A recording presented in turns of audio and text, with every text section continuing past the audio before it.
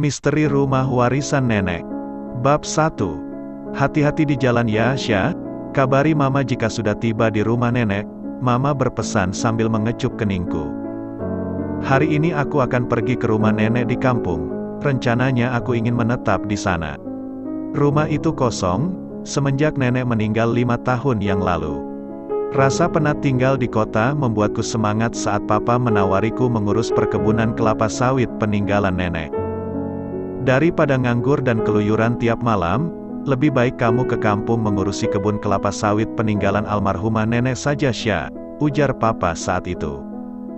Wah, boleh tuh, Pah. Lagi pula Syasya bosan hidup gini-gini mulu, jawabku sambil cengengesan. Lagian kamu disuruh kuliah gak mau, Sya. Sya, timpal Mama sambil geleng-geleng. Aku hanya tersenyum. Sejak lulus dari sekolah menengah atas aku memang memutuskan tidak melanjutkan pendidikan yang lebih tinggi. Lelah jika harus menuntut ilmu di tempat satu saja, secara jiwa petualangku selalu meronta-ronta. Tiap malam aku keluar bersama teman-teman, bukan untuk ngedugem atau happy-happy gak jelas seperti anak ABG yang labil. Kami tertantang untuk mendatangi tempat-tempat mistis. Rasa penasaran atas hal gaib itulah yang membuat kami selalu mencari bukti.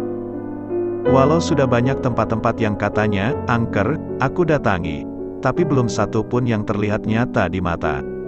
Itu semua yang membuatku dan teman-teman selalu penasaran. Sya, kamu jadi pulang ke kampung nenekmu? Tanya Wandi, salah satu temanku lewat telepon. Iya Wan, salam sama yang lain ya. Sepertinya aku akan menetap di sana. Jangan putus komunikasi ya Sya, kapan-kapan kita kumpul-kumpul lagi. Ah, jadi gak seru nih kalau nyari hantu cuma bertiga. Tut, tut. Belum sempat ku jawab kata-kata Wandi, sambungan telepon terputus. Mungkin pulsa habis, pikirku. Aku mengatur posisi duduk agar lebih nyaman. Pak Dadang, supir yang papa tunjuk untuk mengantarku ke kampung nenek, membawa mobil dengan sangat stabil, hingga membuat mataku mengantuk dan akhirnya tertidur. Sama dengan.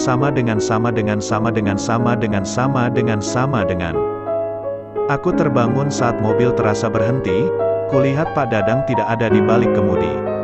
Sedangkan suasana begitu sangat sepi, ditambah kanan kiri dipenuhi dengan pohon-pohon karet. Warna jingga di langit menunjukkan hari telah senja. Artinya aku sudah tertidur beberapa jam lamanya. Tapi, di mana Pak Dadang? Mengapa dia tidak membangunkanku? Apa mungkin dia sedang kebelet dan mencari tempat untuk menuntaskan hajatnya? Di tengah kebingunganku memikirkan Pak Dadang, tiba-tiba terdengar suara ketukan yang entah dari mana datangnya. Suara itu terdengar begitu dekat, namun asal suara tersebut tak ku ketahui dari mana. Untuk pertama kali aku merasa takut, walau sudah sering datang ke tempat angker, namun rasa ini sungguh membuatku gugup. Pak Dadang, Bapak di mana? Lirihku panggil Pak Dadang, bahkan hampir berbisik. Entah kenapa nyaliku menciut. Suara ketukan itu semakin keras, membuat jantungku semakin berdebar tak menentu. Walau udara dingin, keringatku mengalir seperti orang habis berlari 100 meter. Ya Tuhan, ternyata kalau sendirian serem gini ya. Kenapa kalau rame-rame gak takut, gumamku mengeluhkan diri sendiri.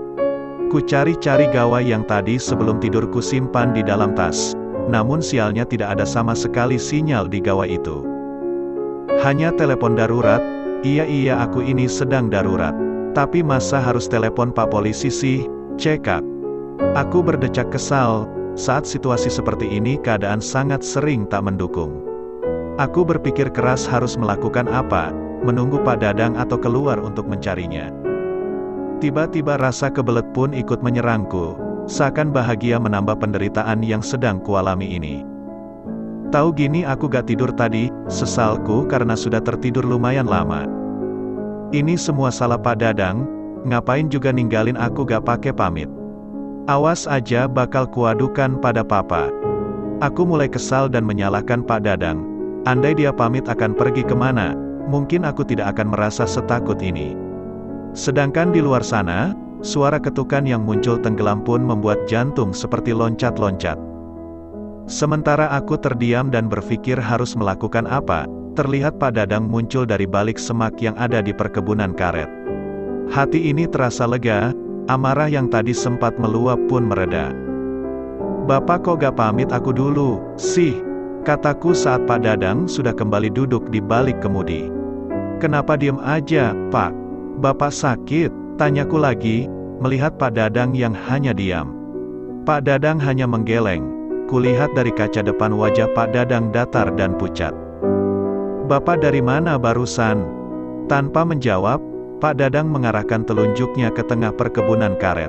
Ada yang aneh dengan sikap Pak Dadang, dia bukan orang yang pendiam.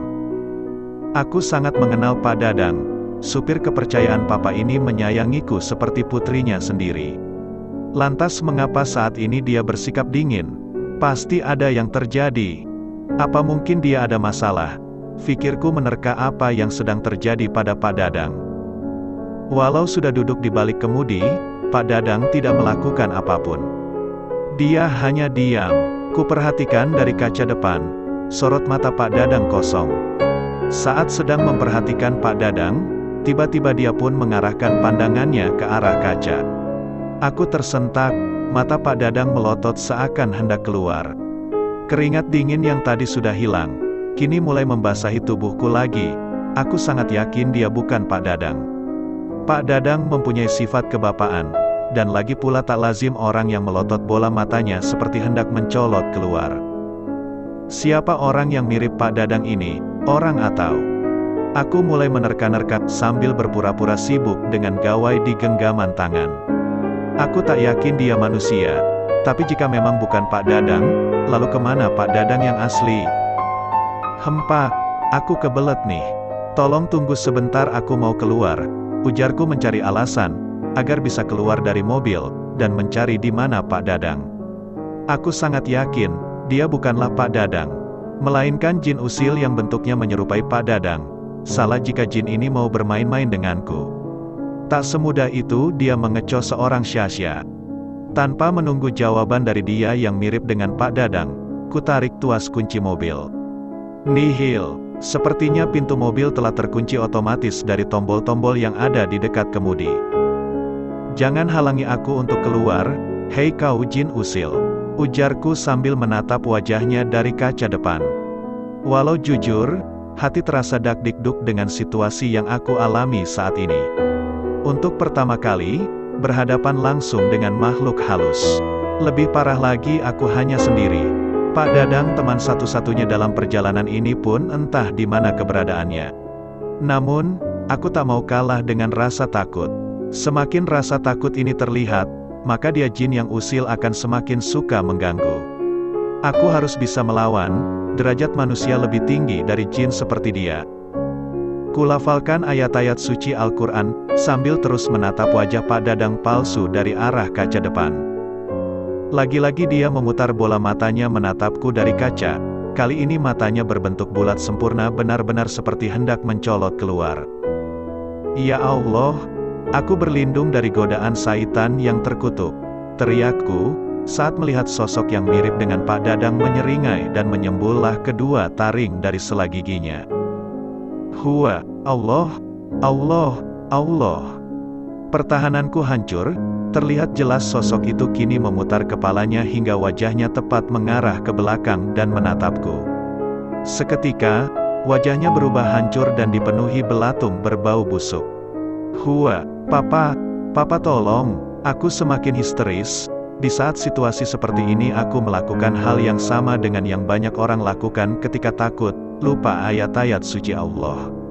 Iman di hati belum begitu tebal, sehingga di situasi seperti ini malah lupa untuk terus mengingat Sang Maha Pencipta. Ku pejamkan mata rapat-rapat agar tak melihat sosok menyeramkan di depanku. Namun bau busuk dari sosok di depanku ini sungguh mengganggu indera penciuman. Ingin rasanya segera memuntahkan isi perut yang sudah mendesak ingin keluar dari mulut. Ingat, derajat manusia lebih tinggi daripada syaitan.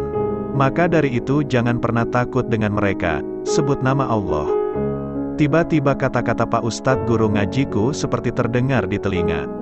Suara itu membuatku menguatkan hati dan yakin bisa melawan sosok usil di depanku. Pergi kau setan, jangan ganggu aku, Atau kau kubakar dengan ayat suci Allah, jeritku sambil tetap memejamkan mata, aku tak akan membuka mata sebelum bau ini menghilang. Keberanian ini sudah full, aku tak mau hanya karena melihat wajahnya yang seram membuat nyali ini menciut lagi. Ya Allah, aku berlindung dari godaan syaitan yang terkutuk, nafasku tersengal. Lemas. Untuk pertama kali kutemukan apa yang ingin ku cari, tapi sendirian. Ini salahmu Syah, tiap malam keluyuran nyari beginian, udah di depan mata begini rasanya ya Allah. Aku harus apa? Baca doa Syah, kataku dalam hati. Ya Allah, ya Tuhan. Allahumma laka sumtu wa bika amantu wa ala rizkika aftartu birahmatika ya arhamar rohimin amin amin. Sambil teriak ku baca doa yang terlintas dalam pikiran. Allah, Allah, Allah. Kembali ku sebut-sebut nama Allah sambil mengingat segala doa. Apapun doa yang terlintas di benakku langsung ku ucapkan dengan lantang. Allahumma inni auzubika minal khubutsi wal khobaits. Akan tetapi, bau yang menyengat seperti bau sampah yang sudah ditimbun berhari-hari ini tidak juga hilang. Ditambah bau anyir darah membuat perutku semakin bergejolak ingin memuntahkan isinya. Aku berteriak histeris ketika terasa sebuah tangan mencengkram pundak. Apa aku harus mati di tangan setan ya Allah? Ucapku dalam hati. Cengkraman itu makin keras, bahkan mengguncang-guncang tubuh yang sudah lemas ini. Tolong. Bersambung.